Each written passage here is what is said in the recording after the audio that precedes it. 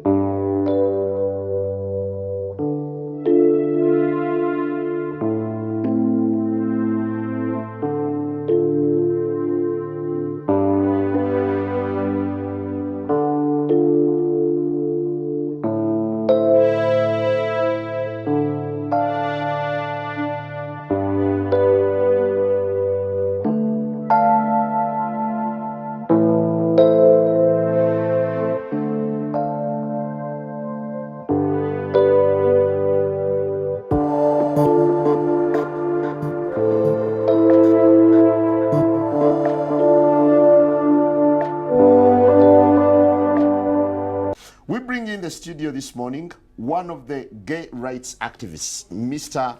Should I call you Mr.? Sure. Pepe Julian Onzima. Thank you for coming in. Thank you for Good having morning. me. Morning to you. Why are you gay? Who says I'm gay? You are gay.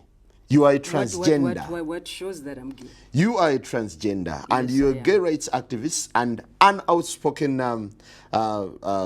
lesbian, homosexual.